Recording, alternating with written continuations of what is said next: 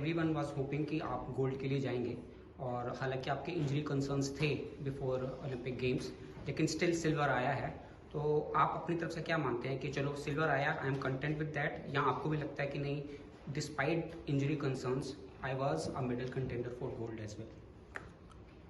नहीं, gold gold का तो जी हमेशा वही, जैसा मुझे लगता है कि उसी दिन डिसाइड होता है कि कौन जीतेगा, क्योंकि बहुत बार ऐसा हुआ है कि हाँ, जो बिल्कुल क्लियर गोल्ड के हकदार होते हैं शायद वो भी नहीं जीत पाते। तो सबसे मेन तो वही था कि फिट रहें, इंजरी ना हो, और अच्छी थ्रो लगानी थी।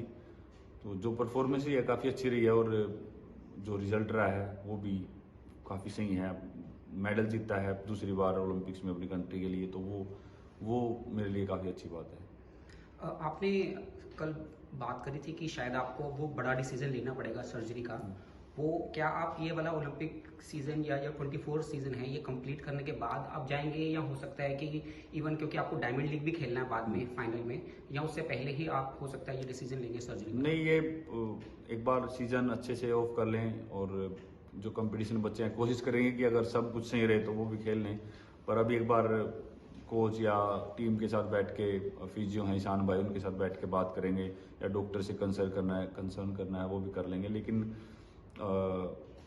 अभी इसके बारे में कुछ वो नहीं है, क्योंकि हमेशा कुछ ना कुछ इसमें प्रॉब्लम तो रहती है। लेकिन अभी कोशिश वही है कि जो एक दो कंपटीशन बचे हुए हैं उनको खेल लें, और बाकी देखते हैं। मतलब अभी तक कुछ भी डिसाइड नहीं हुआ है।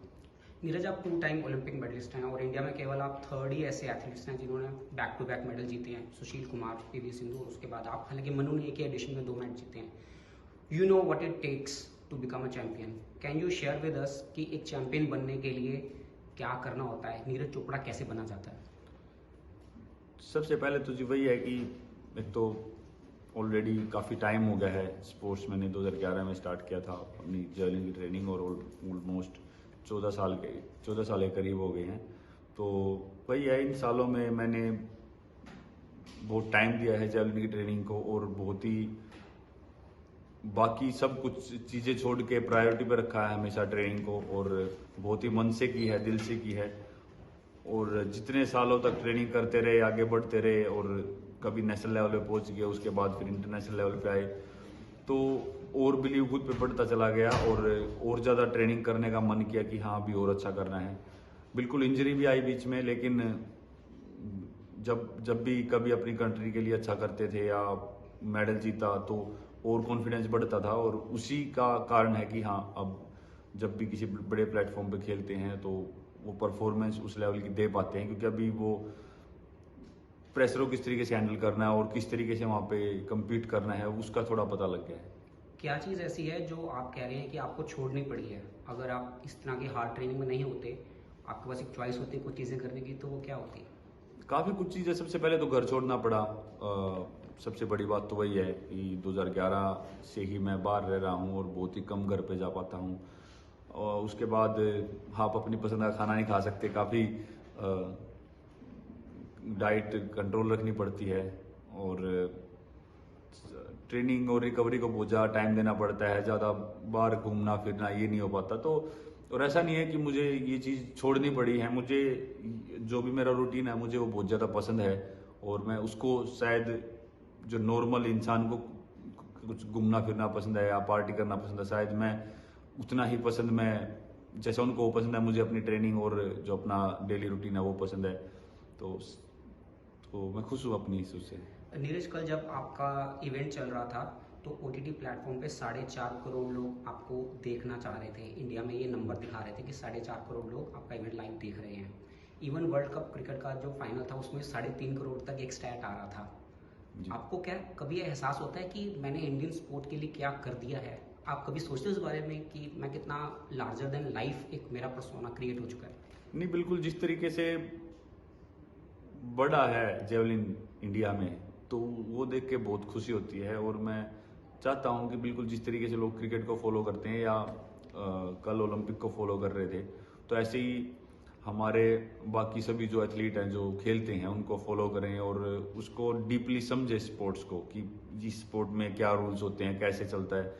तो वो नॉलेज जब आएगी तब हमको अच्छे से पता लगेगा कि हाँ क्या रिक्वायरमेंट होती है स्पोर्ट्स में, कैसी ट्रेनिंग होती है और एथलीट की कितनी मेहनत लगती है। और हर इंसान को मैं ये बोलूँगा कि जो स्पोर्ट्स को देखते हैं या देखना पसंद करते हैं वो स्पोर्ट्स को अपनी पर्सनल लाइफ में भी जोड़ें।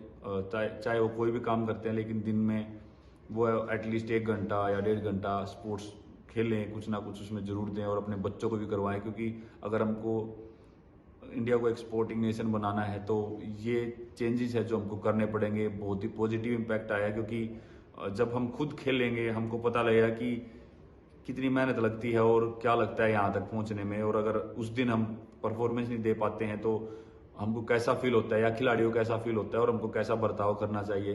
तो ये चीज़ें अगर ये चेंजेस आएंगे तो बहुत अच्छा रहेगा हमारी कंट्री में। नीरज, मैं ये पूछना चाह रहा था कि ये जो इतना इम्पैक्ट हुआ कि आपको 4.5 करोड़ लोग रात को 12:30 बजे उठ करके देखना चाह रहे हैं, आपको ये एहसास होता है कि मैंने इंडियन स्पोर्ट के लिए क्या कर दिया है कि इतना एक रिवोल्यूशन आया है? नहीं, वो तो मैंने आपको बताया कि हाँ जेवलिन की अगर हम बात करें तो जेवलिन का इतना वो नहीं था, लेकिन हाँ खासकर टोक्यो के बाद से ये काफ़ी चीज़ बढ़ी है और लोग देख रहे हैं। मुझे लगता है कि हॉकी मैच भी काफ़ी लोगों ने देखा और जेवलिन को भी काफ़ी लोग देख रहे थे। और ये चेंज खासकर टोक्यो ओलंपिक्स के बाद आए हैं जेवलिन में कि हाँ इतना अवेयर हुए हैं लोग।